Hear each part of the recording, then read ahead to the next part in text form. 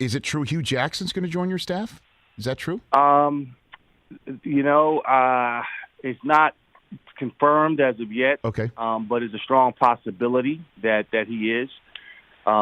Hugh is a guy that has a wealth of knowledge. Sure is. Both in a college level and certainly professionally. He brings a lot to the table in terms of mentorship. He's very patient. He's a great teacher. And to have him on this staff would be a huge asset for us. So, we're working on the details of a few other guys, but he's at the top of my list for sure. You know what? And it's, Eddie, what an inspired choice by the school president and your business partner, because if she was looking for, I want a leader of men and I want somebody who's an incredible example about, football, but also life outside of it, somebody who can teach these young men a sense of pride and togetherness, and have a passion for it. My gosh, I mean, that you would have to be at the literal top name on her list of people, certainly in her orbit, and then outside of it. What an inspired choice! I'm wondering if Deion might have sparked something here. He has. He did, without question. And that was one of the other phone calls that I made immediately to Prime to say, okay, Deion, you're doing a lot outside of coaching. He has his bar stores deal. He's an entrepreneur. Yes. And those things aren't going anywhere. And I was curious to know, I said, okay, how are you finding the time to devote to this? And he explained to me, he says, there are a couple of different type of coaches. There are guys that are hands-on and into every detail. There are guys that are play callers, that are head coaches. Then there are CEOs. He says, you're a CEO.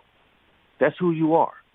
You're not going to be you're not going to call plays on offense and defense. You're going to delegate that to your offensive and defensive coordinators, but you're going to oversee all pieces and parts of it.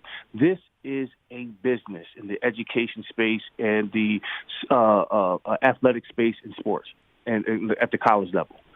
And I'm looking at budgets. I'm spending 95% of my time is being spent in compliance, budget, equipment, facilities, all the ancillary parts that make this thing go.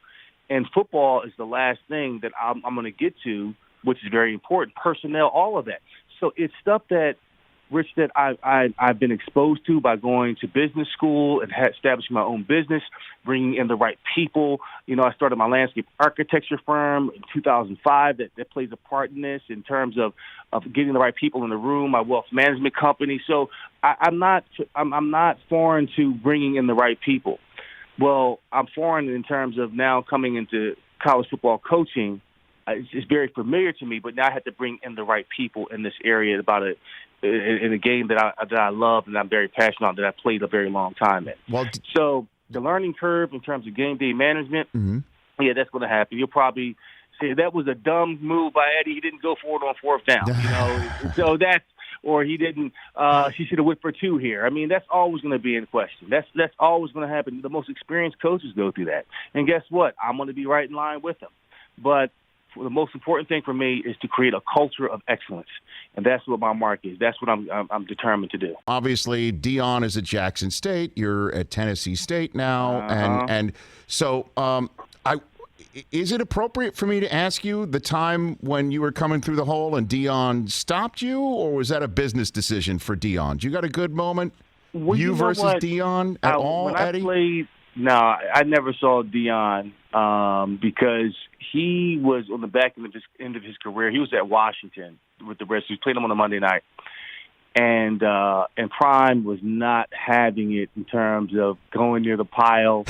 If you go look at some of his tapes around that time, you'll see him go to the pile and he'll high knee lift away from it. He didn't want to get in and have anyone roll up on his legs or anything of that nature.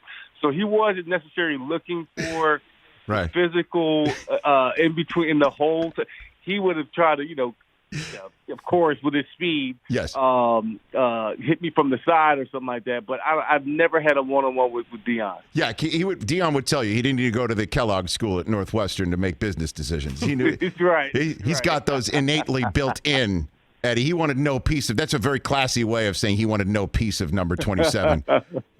Well, we see Deion September the 11th in Memphis for the Southern Heritage Classic. How great is that? So that's going to be an interesting battle for sure. Well, and that's huge. That's huge, not just for the Classic, but for HBCU football. I mean, this is no question about it. I mean, and this is what I'm glad to see happening because I'm tuning in.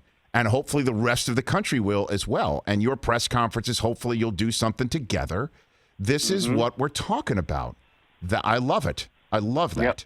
Yep. Absolutely. So I'm excited about it. And you should bring up this Pyle story there. Please do that. And he'll say, you know what? And I tiptoed my way into the Hall of Fame, too. Yes, he did. Yes, he did.